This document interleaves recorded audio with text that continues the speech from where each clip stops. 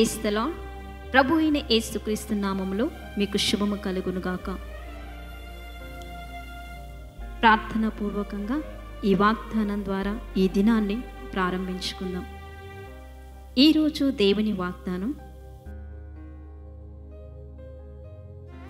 నా కృప నీకు చాలును, బలహీనత యందు నా శక్తి పరిపూర్ణమగుచున్నది.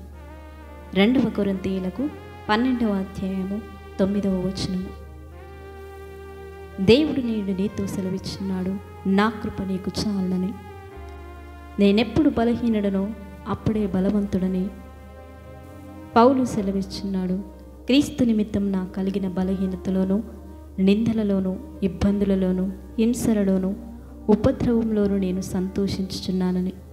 కాబట్టి నా ప్రియ సహోదరి సహోదరులారా, ఆయనను బలపరచువాని అందే ఆయన సమస్తము చేయగలనని సెలవిస్తున్న గొప్ప దేవుడు. కాబట్టి సొమ్మసిల్లిన వానికి బలమిచ్చేవాడు ఆయనే, శక్తిహీనులకు బలాభివృద్ధి కలగచేవాడు ఆయనే. ఆయన కృప ఎల్లప్పుడూ నీకు తోడయుండి నిన్ను నడిపించును, నీకు సహాయము చేయును.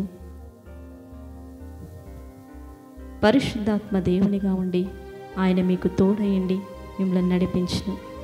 దేవుని కృప పొందినట్లు ధైర్యముతో ఆయన కృపాసనమునకు చేరినట్లయితే ఆయన కృప మీ మీద నుంచును, ఆయన కృపలో మిమ్మల్ని నడిపించును. కాబట్టి ధైర్యం కలిగి ఉండుడి, దేవుని యొక్క కృప మీ మీద నుండునుగాక.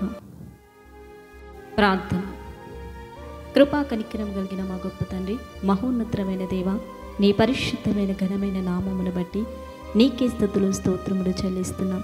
నమ్మదగిన గొప్ప దేవుడవు, నిన్ను బలపరచువాని అందు నీవు సమస్తము చేయగలనని సెలవిస్తున్న మా తండ్రి, నీకే స్తుతులు స్తోత్రములు చెల్లిస్తున్నాం. రాజేంద్ర బ్రదర్ కొరకు ప్రార్థిస్తున్నాం. తన ట్రాన్స్ఫర్ విషయంలో మీరే సహాయము దయచేయండి, కృప చూపించండి.